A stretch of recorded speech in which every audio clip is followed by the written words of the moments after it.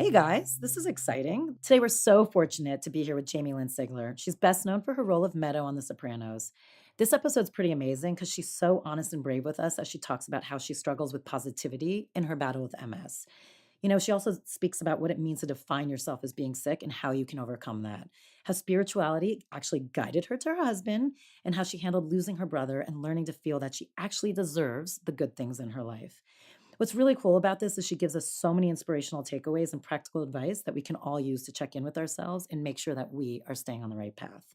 But make sure you stay tuned for the end of the podcast where Jamie does a personal practice. She's going to share an excerpt from The Wisdom of Florence Scovel Shinn that are beautiful words to meditate on. So we're here with Jamie-Lynn Sigler, actress, who's been acting since 7 the time.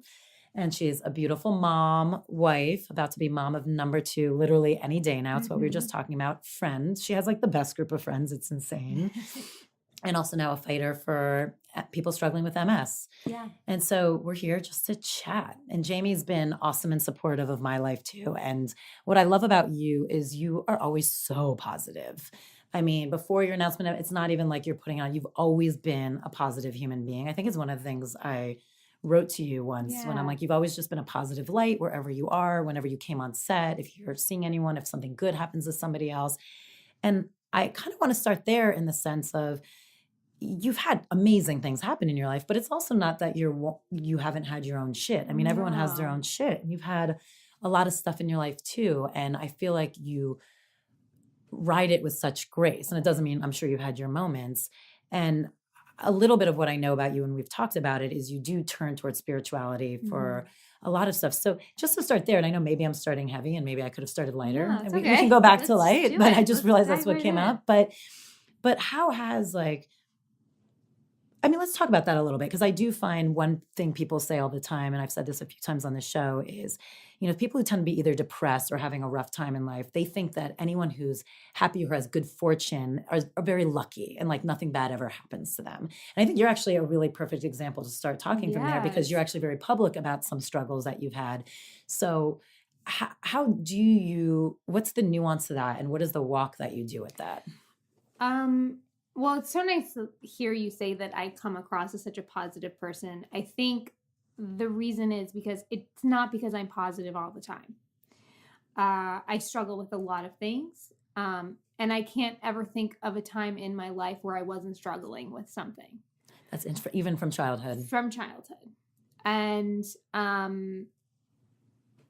think that's like part of like what I'm trying to learn to like, that I don't have to like associate, like it doesn't have to be that way all the time. But I think maybe one of the reasons why it's not seen just like I was putting out positivity, because I was intending to, I think it's because a lot of, especially for the many years of living with the MS in secret, I felt very isolated and lonely, that when there was the times that I was out with people and would force myself out and put myself out there to work, to audition, to visit friends, whatever it was an opportunity for me to kind of forget about it, avoid it. And so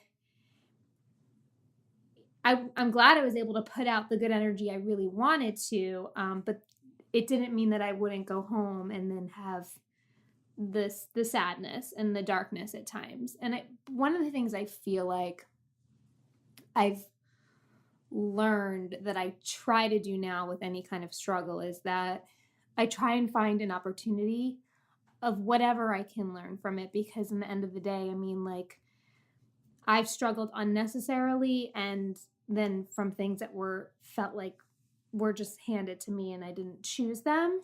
And especially with my MS, the one thing that it's given me, which I'm trying to focus more on what it's given me as opposed to what it's taken away, is it's led me on this spiritual path that I really don't think I would have gone down otherwise. Because I kind of didn't have a choice anymore. It was really just an opportunity for me to look within, because when you feel like your body's kind of betraying you and you're losing control despite your best efforts, like the only way to find any sort of strength is just like within. And I still work on it on So a daily hard. basis. Yeah, it's so hard. And life is throwing you curveballs and tests all the time. But I think that, you know, it's funny that the way my friends would describe me is she's one of the strongest girls I know, which when I feel like I'm so weak physically, but it means it just has a new meaning to me Strength now. doesn't have to be in a physical form. Absolutely. I And actually it think also, the strength that wins out in the long run is the one that's not physical. yes. And it's just made me aware of like just behavior. And it's like, even just like, you know, we all have issues like with our parents and like girls and their mothers. And like, I'm so aware of things like with my mom that would like normally trigger me and whatever, but I just see her now as like a human being, and like she struggles with things. Just because she's my parent doesn't mean she's like, You're very close to your family, right? yeah, very close. And I mean, they were very involved in my life, and I value family and friends very much because that's always been my support system and the people that have had my back. And I think to have any sort of consistency, especially in the business that I'm in and everything, it's important. Because they know who you are. Exactly. And I think to keep those people around to remind you who you are in the times when you feel like you're floundering is really important. Now, you talk a lot about why you came out with The Secret, but let's talk about for a second why you finally turned towards spirituality. And I know you said I had to, but like, what was that moment for you? It was right around the time I turned 30. I was single, and the MS was really starting to like really manifest in the way that I wasn't able to hide it as well. I was able to find excuses. I had a back issue, so I could blame it on that, things like that weren't necessarily lies, but it wasn't the whole story. And I was struggling with that. I was struggling with opening up to people. I just felt super lonely, and it just felt like life was getting super dark, and I didn't know where to turn. And I kept running into this guy, Ryan Weiss. And he had used to be my agent's assistant. That's how I first met him. And then he also went to high school with one of my best friends. And it was like at Earth Bar, at a random restaurant. Like, I love when he tells the story how he had like, was it when he was like wearing the feather earring? For sure. And he was like, Jamie, I'm like, Ryan, we just like could not figure out, literally 2-3 times a week, we would be in the same place at the same time. So I think we literally said to each other one day, like, we need to go to lunch. What's happening? And we went to lunch, and he started to explain to me that he just felt this calling to leave the business and become a life coach. And he didn't know what that meant. He didn't have any clients. And I kind of looked at him and was like, well, let me be your first. And it was a vulnerable moment for both of us and scary. And he's like, I've never done this. I was like, me neither. And we went to Marianne Williamson's apartment, who was sort of mentoring Ryan at the time. I just had lunch with her the other day. She's such a force. Amazing. So being in her presence and her explaining to me, she was like, what is your spiritual practice? And I was like, I wake up every night. I write down 5 things I'm grateful for. Were you actually doing that? Yes. Which, by the way, for some people is huge. I guess. And I was like, and then, 5 things like I would like to happen in my life. And she's like, okay, that's not enough for you. By the way, you just almost had her voice perfectly. She was like, that's your case is way much bigger than that's. We need a. I love that you called it a case. Yeah. And I was like, okay. And I was like crying, and she's like, you got this. And I think Ryan was nervous about taking me on because he wanted to be able to support me the best he can. And this was new. And we just dove in, and we were with each other like 3 or 4 times a week. And I started working with A Course in Miracles, and I started doing a lesson, like the app on my phone, and doing a lesson every day and really committing myself to this practice. I was trying to figure out what meditation meant. I could only do guided at the time because I just didn't. It's hard. So hard. That's why the Den exists. Yeah, exactly. And he had me fill out this questionnaire in the beginning, and it was like, how would I like to see my life?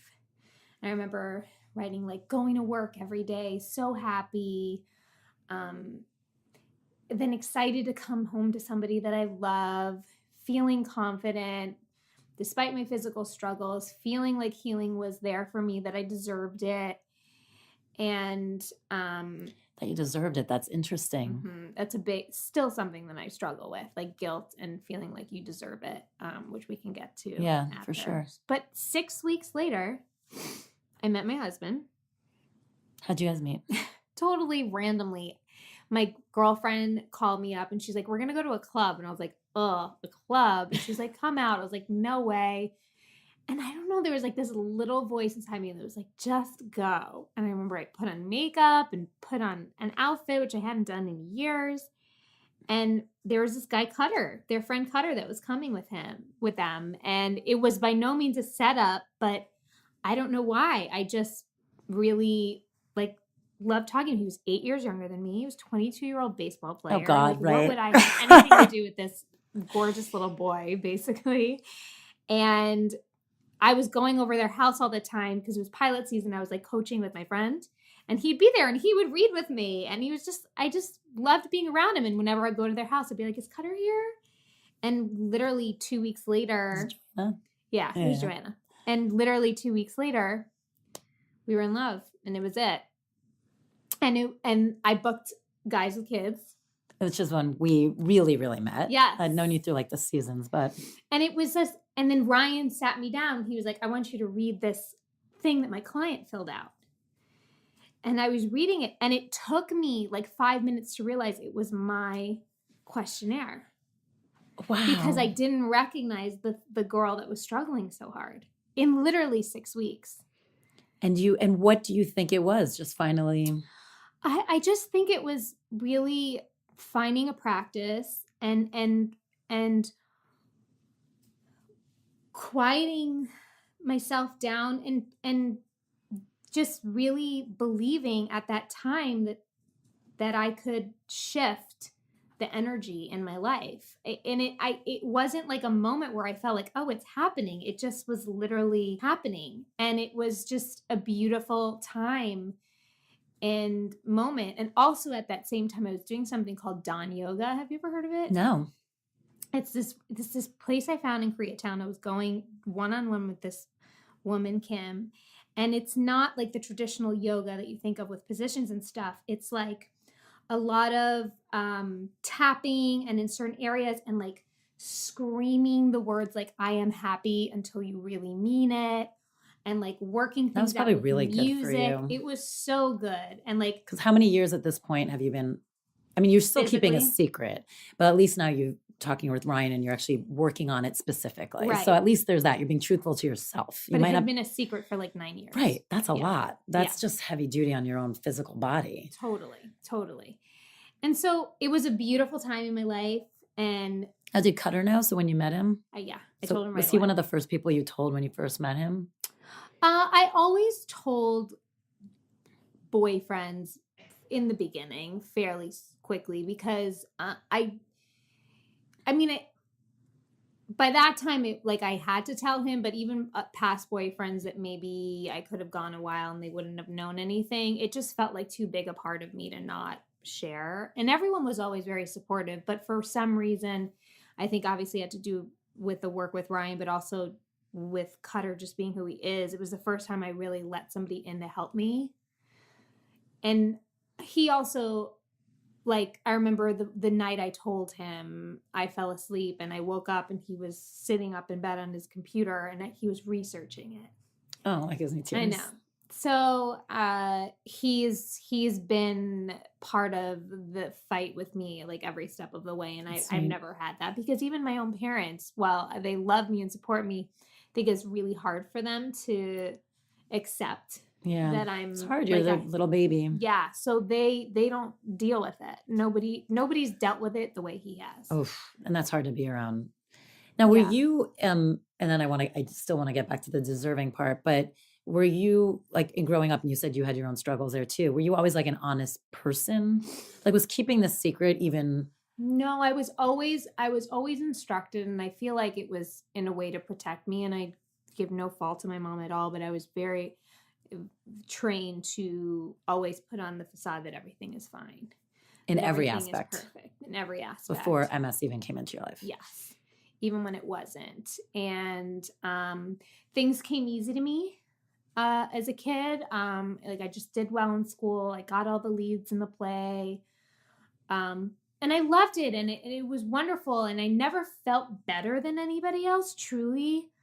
But there's just people when you're young that can be cruel Yeah. and jealous, and I hate even to use that word because I just think there's always more behind it. And I remember my mom had a nice car, and I like didn't want her to drop me near the theater so people would see that we had a nice car. Where were you raised? Long Island. Was it definitely like different class? Like, did you feel? Well, I mean, at the theater, yes, because it's, you know, some adults that are like, this is just they're able to find their joy like Right. after So their it was a 9 to community 5s. theater. Yes, community theater.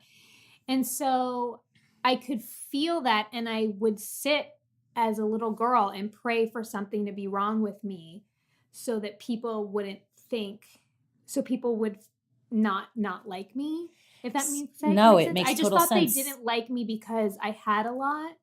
And so I would pray. You were angry that you had a lot. I felt guilty. I felt guilty. You felt guilty from just being how, like, when do you remember the guilt starting? Was it then Super during young, the theater? like 9, 10 years old. Do Yeah. you remember an instance of the moment you're like, yep, that's where it began for me? It might have been a comment like, oh, Jamie's rich, or it might have been a comment like, oh, well, Jamie's obviously going to get it or whatever. And, you know, I remember just being young and being like, that's not true, or you don't know, or you agree to. And I would just feel bad about that. And it's so funny because that's like what I'm working so hard to like get back to being that girl and like owning that, like, yeah, I'm great and that's okay. I don't know how to be okay with like, I brought one of my favorite quotes from one of my favorite books for you because it's something I have to tell myself all the time because I could sit and write down all the things I want to manifest right now. And then I'll find something that'll be like, it's too much though. You're asking for too much, or like the guilt will start to creep in. And it's something that's just been ingrained that I think is like just one of my jobs in this lifetime to really work through. To figure out that you deserve it. We all do. And it's not my fault that somebody may not have as much as I have. Right. But wow, that's a lot of guilt to carry. And then what's so interesting is you were very successful at a young age. You were acting in theater. And so it's fascinating that it's clearly your journey. Because if you were already feeling guilt at, like, let's say 9, and then you just kept going on to be more and more successful, you kept getting what is perceived from the outside world as everything. That's like almost what you kind of were avoiding. So were you struggling with the fact you clearly wanted some of it? You loved acting, right? Absolutely. Absolutely. That must have been such a hard internal struggle of wanting it, but also being shamed of it at the same time. Yes. Absolutely. There was a brief period of time where I feel like I was able to let it go a little bit. When was that? When it was on Sopranos. It was probably like around the 2nd or 3rd season. I had moved out. I was living in New York City by myself in my own apartment. And it just felt like things were just like happy and happening. Work felt seamless. I felt like I belonged. I felt independent. I felt in control. I married a man that was not right for me. Everyone else said he was right. And it's like talking about listening to your intuition. I knew, even though I was 20 years old, I knew it, but I thought everybody else knew better. And he rocked me emotionally, you know, for sure. And my confidence was shook. And when I went through my divorce at 24, the stress of that, and I was even keeping that a secret for a while. The divorce? My MS, like, all of a sudden came up. I was diagnosed at 21, but I was able to kind of hide it and ignore it because I wasn't symptomatic. It was like, how were you diagnosed? So I was diagnosed at 19 with Lyme's disease. So brutal. And I just like went numb in my legs, and they couldn't figure out why I was in ICU for like a week and a half. I remember David Chase like coming there being like, what's the deal with her? She has to go back to work in like 2 months. Like, what's going to happen? And I remember a doctor even telling my dad, like, I don't know if she's going to walk again. Like, we don't. And I it was in that time where I was so confident that I was like, I'm fine. It's going to be fine. This is not true. We're going to figure it out. And we did. They gave me some antibiotics, some steroids. I learned how to walk again in a day or two, and everything was fine. And then about a year and a half later, I was with my ex-husband. I felt extremely overworked. I felt he was managing me as well. I felt like he was like pushing me to go to like every garage opening. Like it was just not who I was. I felt compromised. I didn't feel like this is like the career that I wanted. And I kind of felt some tingling in my legs, but I think I was also being a bit dramatic. And I was like, I feel like this is too much physically for me. I want to go see a doctor. But I thought it was going to be nothing because I thought I was making an excuse for like to everybody pause. to I need a stop. pause. Yeah. Exactly. And I went to the hospital and I got diagnosed with MS, which was like, what? You're like, no, that's not what it's supposed to be. You're supposed to tell me I'm dehydrated and I need to stay in the hospital for a little bit. Exactly. And I was advised to just keep it a secret, which is what I always did with everything. Did your husband at the time know? Yep. Mm-hmm. Yep. So it was just our big secret. And again, like I was starring on Broadway at the time, Beauty and the Beast, like I was dancing, everything was fine. But how was it for you? So you are, like you said, you're fine. Like you would not have gone in if you probably weren't overworked. You would have felt some tingling and probably would have ignored it, I'm guessing. For sure. So what is that emotionally like when you go home that night from the hospital? Are you, how do you even reconcile that where you're told you have something that you're going to have for like live with for the rest of your life that you don't even yet really feel, and frankly, you weren't even going in to even ask those questions. I don't think I processed it at all. I truly was like, great, where are we going for dinner? I did not digest it one iota. Because I was like still... You were in a good place. Like I was in a good place. Yeah. Like my dream was coming true. I was starring on Broadway. I was on this great TV show. I was about to get married. Like, no, this is not happening. And so, and I was 21. Right. Like it just, I wasn't going to let it. Were there times you forgot you even had it? Yeah. Until I had to give myself like the weekly injection or whatever. And even that I wasn't good with because I was like, I'm fine. I don't need to do, I don't want to do this week type of stuff, which is very poor choice on my part, but I didn't know. That's how you But learn. then it started to like come out when I was 24, when I was going through divorce. And then also at that same time, with all of this stuff going on, people at work were like, what's going on with her? She needs an acting coach. And it just like really, I just felt like every area of my life was like falling apart. Oy. And I remember Jim Gandolfini pulled me aside and he's like, what's happening? And I was like trying to be tough and I just like started bawling and he propped me to the side. He was just like, it's okay. It's okay. He's like, every great actor I know uses a coach. I use a coach every single day. Like, it's okay. You're an adult now and you have life and you need somebody to like focus you. It's okay. So you still didn't tell him? I did. I told him then. I literally told him right then. And I was like, it's so much more than that. And he was like, tell me. I told him I was going through divorce. And he was like, thank God I hate him. I was like, where was everybody? Where were the people who hated it? Right. But then I told him about my MS. And he was like always silently like donating money to stuff. I told him, I told Edie, I told Aida. You guys had a really lovely and I told family. Robert, who would play my brother. Yeah. And they kept the secret from me. And I guess it didn't affect my work physically, but clearly it was affecting it emotionally. Yeah. And Jim gave me his coach to work with me. And I remember her, like, she just gave me so much confidence again and just being able to let go of what the shit I was dealing with and also just how to use it, and my work. And, it's just, like I said, it was always something I was struggling with, whether I chose to struggle with it or not. And But isn't that struggle in general? You Yeah. either choose it or you're handed, like, it's, Yeah.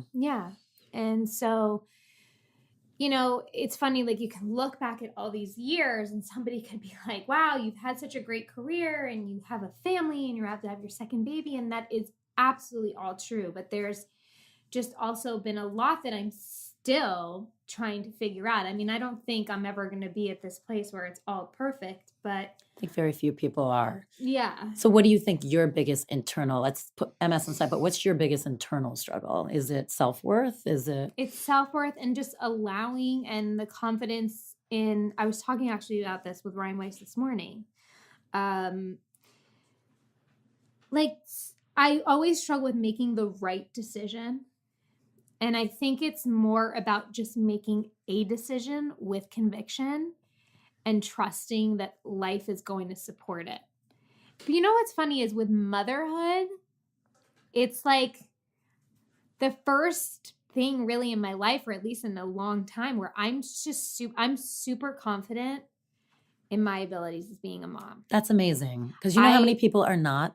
For sure. I see it all. I'm sure you do too. We have so many friends that are moms. I see a huge lack of confidence all the time, which I think is the biggest problem. I'm always telling people, just be you. Like you be you and you'll be a great mom. You're a great person. Exactly. And I see such a lack of confidence and then it spirals everything. Absolutely. So that's amazing. Because I'm not afraid of being vulnerable in front of him. I'm not afraid of messing up in front of him. I've had moments where I feel guilty, like, oh my God, he's 4 and I was just so hard on him, or I wish I didn't yell at him, or he pushed me to this level. But I also then will sit and talk to him the next day and be like, hey, mommy made a mistake last night and that wasn't cool, that I got upset at you. You know, you weren't listening, but I should have been more patient because that's what mommy tells you to do and blah, blah, blah. And he'll be like, okay. And I just feel like that's actually probably a better lesson than me being this like seamlessly perfect mom all the time and him thinking that that's how he has to be. But it's interesting. It's huge from what you started talking about. You were taught to put a facade on the entire time and you're literally teaching your son how to be real, which is incredible. Yeah. And that's so nice that you aren't repeating that same pattern. Definitely super conscious of it for him because I don't want him to ever feel an ounce of guilt. And for anything that he has done or has or whatever. And so it's been a huge blessing to be able to be a mom and have that area in my life, like really give me a lot of confidence. And I see it. I'm super proud of him and the person that he is. And, Isn't it cool? You see certain things I'm sure he does that you know are because you taught him a version of that, which I think is so cool. Yeah, for sure. How's he doing with number 2 coming? I don't think he's he's 4. He understands the baby in my tummy. He understands he lost his playroom because that's the new baby's room. And we talk about it a lot. We talk about names and he gives us suggestions. But I don't What's think the best suggestion he came up with? Are there any like really this morning funny was ones? eyeball. I love it. But he actually came up today. He goes Deacon and Bennett. And we're like, oh, those are actually like names. Legit names, though. Okay. If it was a girl, he actually picked the name that we would have used. Which was? Millie. So my friend just is having a baby almost the same time, and she's using Millie. That's really? So funny. Yeah. Because it's a character in Team Umizoomi, which is his favorite cartoon. Oh, how funny. I love that like, name. 100% Bo. If this is a girl, we will name her Millie. Oh. But I don't think he's fully grasping the fact that there will be like Changes. Another human, like that huge change. But I don't know. We'll see. I mean, I'm sure he'll have great days and bad days. And he doesn't even like when my husband is really affectionate with me. He's very, very attached to me. But again, another good lesson for him, I guess. It is a good lesson. It's just hard. That's going to be so hard. Yeah. Have you seen, there's that picture of a woman who's hugging her toddler, like in the hospital. Have you seen this picture? I mean, you probably have hormones coursing through you, so you might not want to see it. But like, it's a woman in the hospital bed about to give birth, hugging her toddler like goodbye, basically. Like I get emotional because I'm a mom now too, so I get it. I am so emotional right now about that. This is our last few moments is just the 3 of us. And it is. And there's no way people can say, of course you're going to be happy. Of course it's going to be beautiful. Of course. But the reality is this chapter changes and the relationship you guys have now does evolve and change. It doesn't mean it's bad. It's to me, like as a mom, seeing that picture of this woman hugging her toddler and basically saying goodbye to this phase was like, yes. It's heart-wrenching. Beautiful, but like heart-wrenching. No. I mean, you can hear my voice. I said to my husband the other night, I was like, we got to go to Disneyland. He's like, you're 9 months pregnant. I was like, I'll rent the Rascal. Like, I don't care. Like, we've got to do all these things with him because like our little team is over soon. And I know it's in a gonna be beautiful way, great, but it is but for it's 4.5 changes. years, it's been us. And truthfully, when he was still playing baseball, which he's not anymore, but like it was really Bo two and of I you. for so long. And so, you know, And it's also, if Bo really is the thing, like you said, it's the one thing in your entire life that's given you confidence. Mhm. That is very emotional for you too, because Yes. it's like, obviously he's given you a huge gift, which is amazing. So Yeah. I get how emotional that can be. Yeah. How do Yeah. you feel physically? Like, does it affect the MS at all? Like when So you're my pregnant? pregnancy with Bo, I mean, in hindsight, it was, like 5 years ago, and physically I was better then than I am now. So like it's hard for me to truly compare the pregnancies, but I was in more of remission with, and they say a lot of people with MS, like when you're pregnant, the symptoms go away and you feel so much better. And I did feel that way with Bo. And with this one, I felt the opposite, Ugh. and it really wrecked me. And I started getting really depressed. Also, because you also have to be present for Bo, so that Right. makes it really hard. Yes. And I was really depressed. I felt myself going down this like spiral, and I went to my OB, and she was like, "How are you doing?" And she could see me tearing up, and she's like, "What's going on?" I was like, I'm depressed in this pregnancy. I don't feel good, and it's bumming me out. Like, I don't want to feel this way. I'm trying to shake." And she said to me, she said, "Who are you trying to be so strong for?" And I was like, "I don't know." And she's like, what? You have nothing to prove. You have so much on your plate. And I have women that have 1/4 of what's on your plate and they get help. So why aren't you getting help? And so she sent me to this psychiatrist that really has focused his practice on women who are pregnant and then like postpartum. And I sat and I went and talked with him. And I just finished, I did this thing called TMS. Have you ever heard of it? I have it. Explain it. So Transverse magnetic stimulation.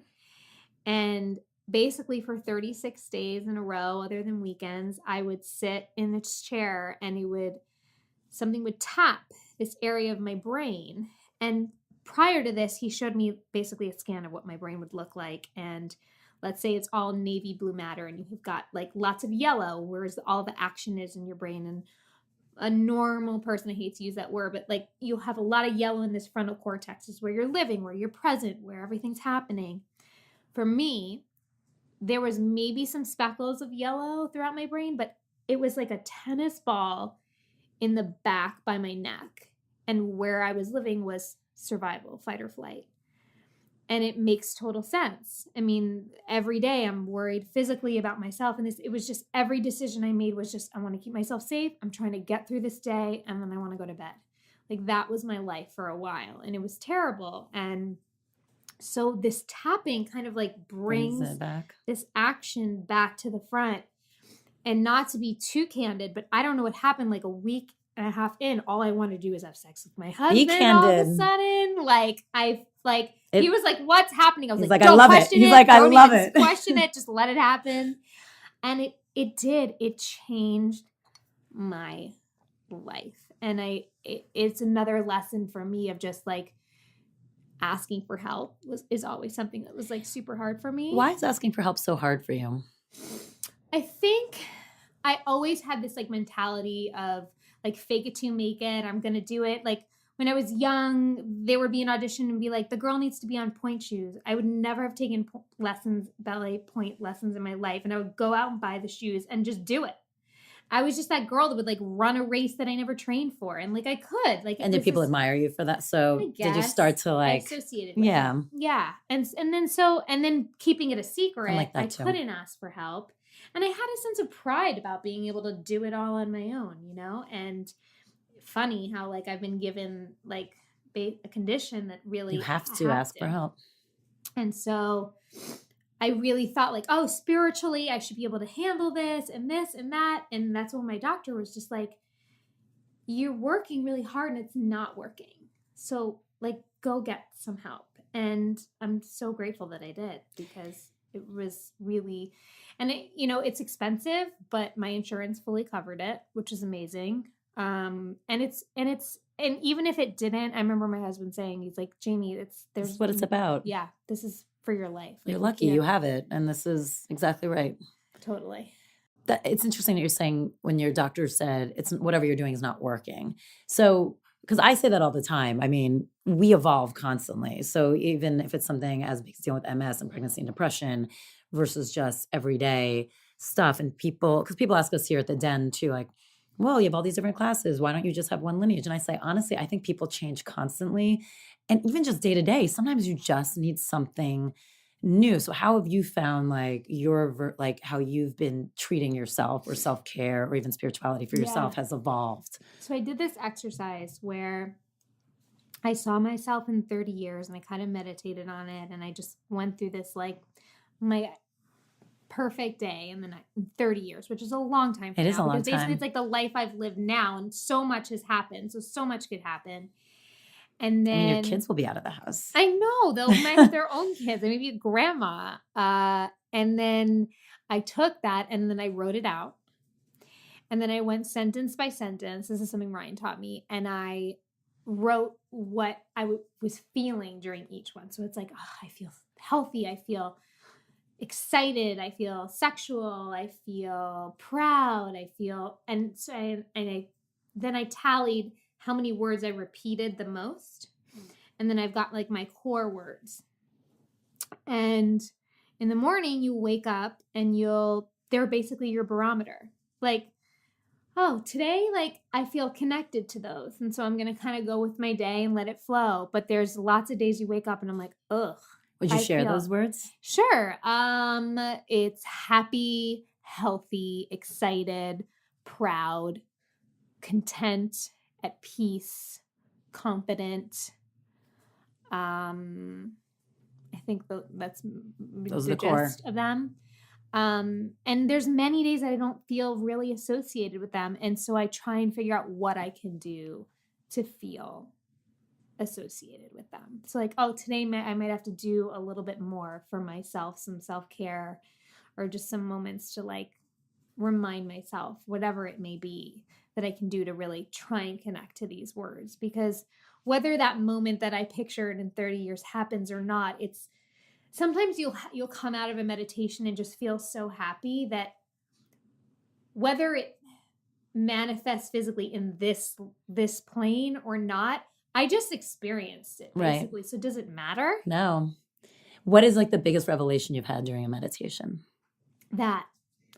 Wow. That I remember I came out and I was like, I just felt what it felt like to like be on this big movie and feel super confident in my work and not worry about myself physically and walk from here to there and do everything and come home to my family. And that was effing awesome day and wonderful. And it happened. Like, who's to say that it didn't absolutely just happen? And so that was like a big revelation for me. That is a huge revelation. So I don't have the attachment, I guess, so much to like, I've always struggled with that, with like writing it down and like looking at it, or the vision boards, and like feeling like, but it's not happening. But like that attachment, I think, is what's keeping it from not happening. I agree. Right? It's funny. I feel like I struggle sometimes with the vision boarding thing too, because I feel like I love the idea, because I think what you do with Ryan is so great too, putting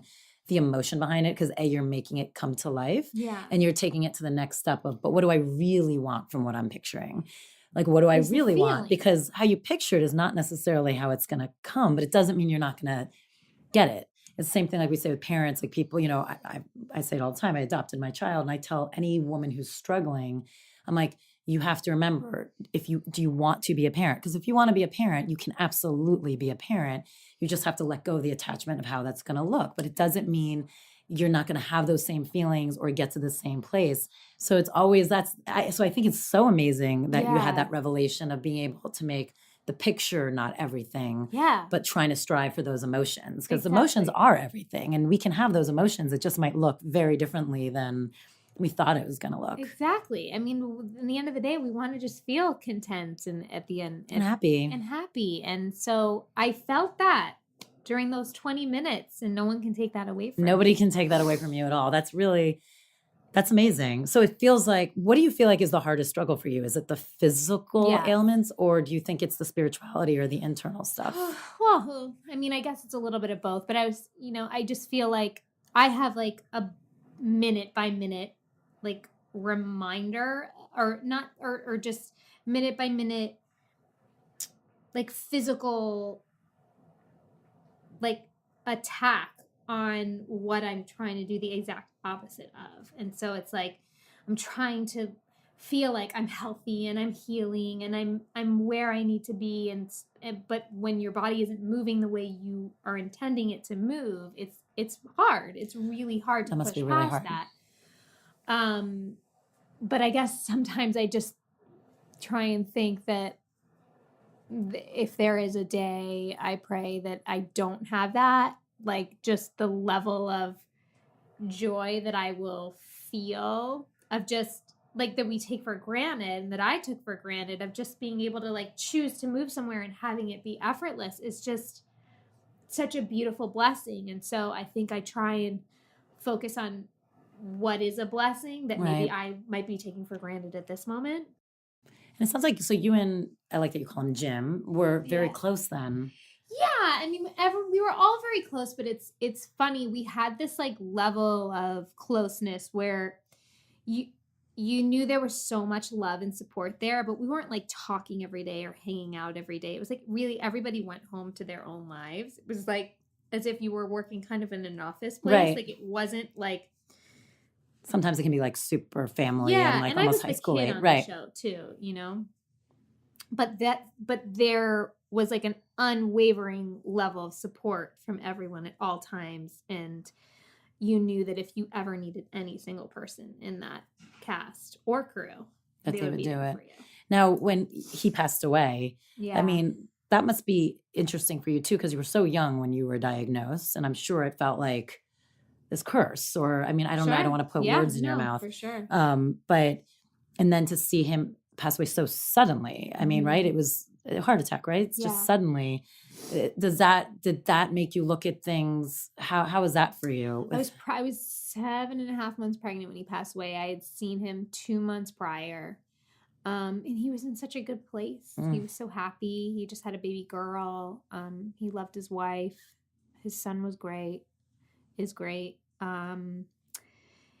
It was just it was so layered. I mean obviously first of just like the shock that somebody's just gone like so fast like that. And also too, I mean, The Sopranos was like such a chapter in everyone's life, but like if I look at like it's like my 10 like most formative years of my life from Yep. 16 to 26 and That's I went through so crazy. much and like he was the sun and we were all the planets around him. Do you know what I mean? Like and it just really felt like the end of a chapter. Like him passing was like really just I mean, when I went to his funeral, it was so surreal because to look around the room and everyone that's in the cast and whatever, how many times had we all dressed in black and shot a funeral scene? I mean, every season you had a rack of Right. funeral clothes because you don't know how many are going to be in that season. And like to see that it was like he was there, like the And it was him. patriarch of like this experience. It was so surreal. That is on surreal. So many levels. But I have like, I don't know like necessarily what to truly believe because I also had a brother 3 years ago that passed away very suddenly. And I have like oddly like a lot of peace around it. I have a lot of peace around death. It's not something, I mean, it's something that's devastating and sad, but once I process through that, I just have like a lot of. Do you think part of that is also, so your brother passed away 3 years ago, and you've already been doing a lot of like your own work at that point. So do you think that's part of it, like a perspective you have on whether it be the universe or your connection with them like in the it's first like- place? And I just feel like it's like a story. Like for my brother, for instance, he had a brain aneurysm. Oh, so that is so sudden. And he was 41 years old. And in hindsight, like he was complaining about headaches and his face was like looking swollen a little bit. But my brother, he was engaged, but he didn't want to get married. He didn't want to have kids. He was like Peter Pan. He had terrible OCD that plagued his life, and he was doing better with it. But like, I could feel like there were stressors of life that come with being in your 40s that were starting to happen, and responsibility that like he just wasn't. He's like, I'm not built for this. Yeah. And like the crossing of the veins and stuff in his brain, where the doctors had told us after, whether it made anyone feel better or not, was if he came in 2 weeks ago and we did an MRI, it was completely inoperable. Like, it was in the exact perfectly wrong place. And when he said that to us, I just felt like this was Adam's story. Like, he was born with that. And this was his story. And as devastating as it is for us to all lose him, like, I just think he didn't feel pain, and I'm grateful for that. And we had him for like 6 days in a coma where we were talking to him, and he, I truly think, like, gave us moments of squeezing hands or tears, and we all got to have sleepovers and spend our nights there. And like I said, as devastating as it was, I don't know why I have the most peace about it than anybody, but I just feel like it was the end of his story. He didn't aspire to have any more than what he had. I think I've talked about this on here. Have you ever studied Byron Katie? Or she says something that has always made it very easy for me to look at too. Not easy, again, it's the worst word, but she says that too, where it's just because she lost a daughter, which obviously we know is like the worst thing. I'm sure your mom's still struggling. And I think she was like fighting with Oprah about it, which is kind of hilarious. And Oprah's like, you can't tell me you're just happy. She's like, no, I'm always happy. Like, it was just this funny, like, Buddha fighting with like Oprah type of thing. It's kind of amazing. And she said no, because it's her story, her chapter, that's where her chapter ends. It was always written that way. Like, that's just how she believes. She's like, it was always written that way. And that's where it ends. And so, yes, for those of us left, it's our emotions, but it's not up to me to be sad about it or up to me to rejoice about it. It's up to me to love what I had. It was really beautiful. And the way she said, I was like, wow, like, it was, I got it. Like, I totally understood that she wasn't lying or bullshitting, that she was totally at peace with that was her daughter's life. Like, and that's just what was written for her. And she's like, it ended exactly when it was supposed to end. I think too, in the end of the day, like, none of us really know anything. Nothing. And the purpose of what we're talking about, and healers across the world, and religion even, it's whatever is going to help you get through life best, and help you feel your best and be the best person you can be. Whatever serves you is right. And I think that, because my other brother that's alive, like, struggles with like my feelings about it. And I tell him, I was like, I'm not right and you're not wrong. I'm not going to feel wrong because I don't cry as much as you do. But if that's what you feel like you need to do to like honor him, that's okay. Absolutely. And this is mine. And so I think that, but don't compare it. You can't. That's the thing. You just can't compare your journeys with other people, but you can help try to inspire those that are struggling, to give them, maybe this works for me and it could work for you. I've been through to so many healers too. I mean, like, of just trying anything I could. Of course. People telling me this person's a miracle worker, this.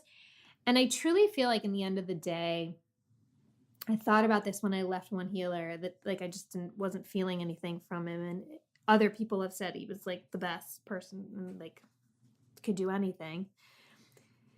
These people are here, and I think we have truly the power to heal ourselves. And these people are here to help us. And it's just a matter of like, I might just not have found that. You have to find your helper. Yeah.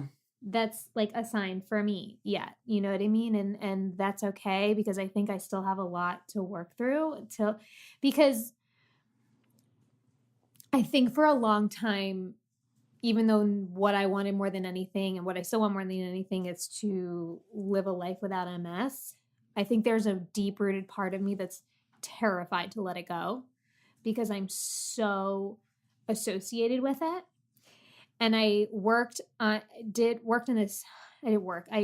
appeared in this documentary my friend made called Heal. Have you seen it or heard about it? My friend Kelly Gores did it, and she talks to all these different healers all over the world, and she worked with this guy, Rob, and she had me come to like a healing session at her house in Malibu.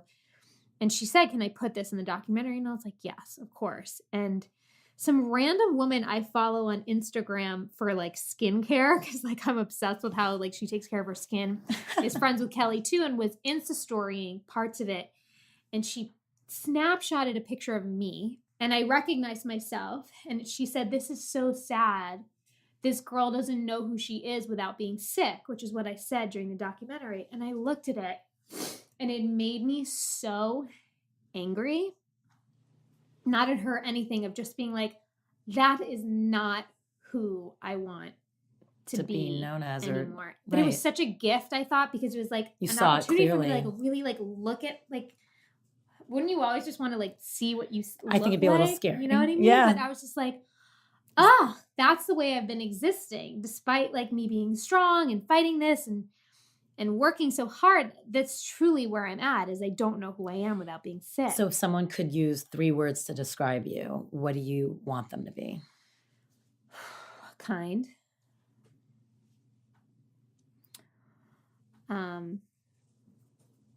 Passionate. And strong. I would use all those words to describe you. I Thank would, you. absolutely. But that is amazing that you had that mirror, because this just happened 3 days ago, by the way. Oh shit. And I was like, whoa. I was like, maybe this is the conviction that I need to really push me past this. Not to say like this is going to be like the answer and like I'm all of a sudden going to heal. Maybe I will, maybe I won't. But like, I'm so done being that girl that I've been for so long. It's just she served me in some way, but like I do know who I am without being sick, because I wasn't sick my whole life. And, right. You know, and when I meditate and when I'm in those places, I'm not. And so I do know. I have to stop saying that. That's great. And you tap into it all the time. So that is amazing. And it's funny. And you spent so much time ignoring it and avoiding it. So for it to change, that then you were living only in it. Yeah. Yeah. I had a therapist once have 2 chairs and have me sit in one and say, and switch back and forth. And he was like, ask your MS question. And I was like, okay. I was like, why won't you leave? And he's like, okay, go in the other chair. Now answer. And I was like, you don't know who you are without me. And it was like such a huge moment, because I was like, whoa, like I had no idea that I was even feeling that way. Did you ask other questions? That was it. That's all I needed. I mean, that's a big one. I was like, I don't think I have anything else. He's like, that's all. Yeah, that's what I was hoping you were going to get to, basically. By the way, you should write a book of like the tools that have worked for you, because so many things you've said today are incredible. Well, they're all been, I feel like, the bricks that I'm like building, like whatever it is. But they're beautiful, and they're such incredible tools that everyone can use for everything, like everyday life and loss. It's just about getting through it. Like I think about it learning all who the you time. are and loving yourself. Totally. And that's like, I mean, that's the whole point of this show. I say it all the time is love yourself, know who you are, figure out your authenticity, what that means. And life just gets clear. It doesn't get perfect, doesn't get easy, but it does get easier and it gets clear, and you see what you need to do. I feel like your path just becomes a little bit clearer. And that's just helpful for anyone. Yeah. And you can veer from the path sometimes, and then something brings you right back. And I think that so many times we want to hear the stories of people that are like on the other side. And I just feel like, I don't know if like you're ever on the other side. No, I think you're always evolving. But yeah, it's funny. I've always said it too, because I'm like, anyone who really knows anyone, like anyone who's close to someone who is perceived as being on the other side, knows there's shit going on. There's always shit going on. Yeah. Whether it's as simple as like fighting with their husband or boyfriend, or work's not great, whatever it is, there's always stuff going on from little to gigantic that people are struggling with. Yeah. Yeah. And I feel like, I think when I came out about the MS, I felt like I was going to need to share everything. And now I don't feel that pressure anymore. Like, I feel like if people really need to know, an opportunity is going to come for me to share. But I don't want to focus on it all the time. I don't want to talk about it all the time. I'm sure. You know, it's not everything that you do. It's not who you are. Exactly. But at the same time, I'm happy to, because I know that I was once the girl that was like desperate for anyone to talk about it, so I didn't feel like But it's so funny alone. talking about it with you today too. I feel like for me, it's been so much more. What's been interesting and so helpful for anyone is just, like you said, someone learning that they deserve it and what that means, and deserve happiness and deserve confidence and Let me deserve read you this. peace. Okay. Oh, great. This is probably a perfect thing. But to It's me, so that's short. like, it's like MS equals that to me. It's like MS equals struggle that people deal with every day. And I'm not Well, what's diminishing it yours? to you. No, Right. exactly. But it's like, that to me is what's so beautiful about having that conversation is there's a universality of whether someone has this disease or not, that they can relate to everything you're saying. Like it's like you're put on this earth to like be an angel. I've called you an angel many times. I So have. sweet. But you are, and I feel like that's what I love. I feel like we're getting all these amazing angels around now. It's Yeah. incredible. But yes, please read Do us. you know The Wisdom of Florence Scovel-Shinn? I Have you don't, read it? but Oh now my I'm God, you gonna have to read this this. book. Okay, so it's basically about the power of the spoken word and all that kind of stuff. But literally, because if you can see, like it's dog-eared and like my favorite. highlighted like Circle. everywhere. Oh, those are my favorite books. I went through it this morning because when you wrote me that email, bring something. I went through it and it landed on this, and I was like, this is it in a nutshell. So basically, this is what I try and tell myself on a constant basis: is nothing is too good to be true, nothing is too wonderful to happen, nothing is too good to last. And that's beautiful. just like really just when those like feelings of not feeling like you deserve it, or not feeling worthy, or that you've already asked for too much, or like the balance of life, if you have this then you shouldn't have this. Like, no one deserves to struggle, no one deserves anything negative or bad in their lives. It's just I truly take responsibility, and I believe that I manifested this condition because for a long time, like I said, I prayed for something and I got it. And I really just hope one day it'll just be a chapter for me to look back on and say, remember when that was a struggle, remember. But also it's truly making me who I am, and I think who I'm meant to be, that I would not have ever even touched on without it. Well, I'll say I've only known you while you've had it, whether I've known it or not. Right. And I've loved you from the second I've met you. You've always been that for me. So in a weird way, like, I'm thankful it's part of you because that's the person I've always known. Sure. So thank you for that. And thank you for chatting with us and being so open and honest. And always. You were, honestly, it's, I think, really helpful for a lot of people to listen to. And like I said, you should compile a book together because the amount of advice you just distilled today alone. I feel like I was probably all over the place. No, not at all. But I mean, you really do have so many actually good exercises, like things people can do every single day. I feel like you gave us like 4 of them that are like just really practical tools. Learning, and it's amazing. And it's a lot from Ryan and Kelsey. Yep. Who I work with too. And you just, like you say, you find this like community. It truly, they fall in your lap. Yeah. When you're open to it. And there's no right or wrong in getting through life. It's just finding what works for you. Thank you so much. Thank you.